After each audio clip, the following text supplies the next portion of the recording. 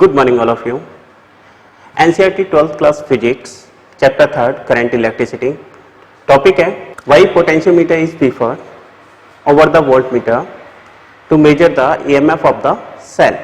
Cell की EMF measure करने के लिए हम वोल्टमीटर के कंपैरिजन में पोटेंशियोमीटर को क्यों प्रीफर करते हैं और इसका क्या रीजन है, इसे एक्सप्लेन करने के लिए देखिए पहले सर्किट बना देते हैं।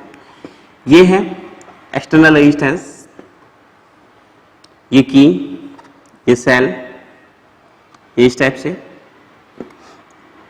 यहां पर EMF है E, यहां पे सपोज कीजिए वोल्टमीटर लगाया गया है। ये तो है नॉर्मल केस जिस टाइप से होता है। इसका इंटरनल रेजिस्टेंस है यहां पर R। दूसरा पॉइंट हमने यूज किया पोटेंशियोमीटर। पोटेंशियोमीटर में क्या था, ये एक्सटर्नल बैटरी, रियोस्टेट, करंट को कांस्टेंट रखने के लिए, मेजर करने के लिए एमीटर, इस टाइप से ये wire 0 centimetre, 100 centimetre, 200 centimetre, 300 centimetre, 400 centimetre और इसके बाद इस टाइप से यहां पर। नेक्स्ट पॉइंट, सेल की, गैल्वेनोमीटर, इस टाइप से जॉकी। अच्छा अब एक बात बताइए, जब इस की को क्लोज करेंगे तो करंट इसमें से फ्लो करेगा। V का फॉर्मूला क्या होता है, E माइनस IR।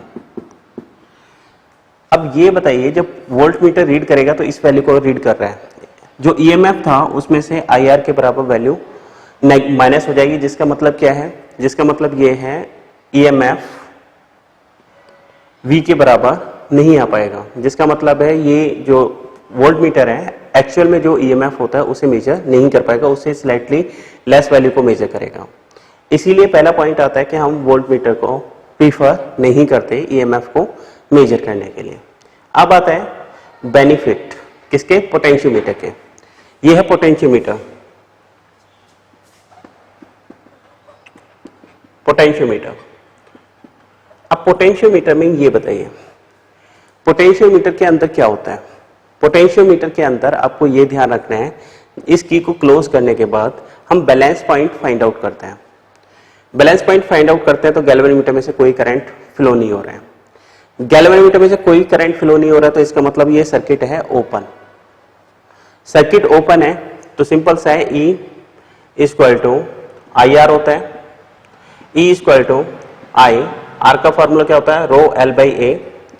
वायर का एरिया ऑफ क्रॉस सेक्शन और रेजिस्टिविटी हमें पता है, लेंथ बैलेंस लेंथ हमने निकाल ही ली, तो उस केस में हम क्या मेजर कर लेंगे, E। क्योंकि यहां से ये कोई करंट फ्लो नहीं हो रहा है तो ये ओपन सर्किट में है। ठीक है, तो पहला पॉइंट जो सबसे मेन पॉइंट है वो ये है, वोल्टमीटर में अगर वोल्टमीटर से मेजर करोगे तो कुछ करंट सेल में से फ्लो होगा, जिसकी वजह से IR के बराबर पोटेंशियल ड्रॉप हो जाएगा, जिसकी वजह से क्या होगा, जो एक्चुअल EMF है उससे कम वैल्यू मेजर होगी, जिसका मतलब आप ये भी कह सकते हो एक्चुअल EMF पता नहीं चल पाएगा। इसमें क्या होगा, गैल्वेनोमीटर लगा हुआ है, बैलेंस लेंथ निकालते हैं, बैलेंस लेंथ पे क्या होगा, गैल्वेनोमीटर में से कोई करंट फ्लो नहीं करेगा, जिसका मतलब सेल एक तरह से ओपन सर्किट में हो गया।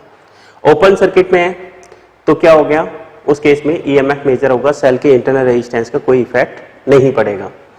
तो ये पॉइंट हो गया।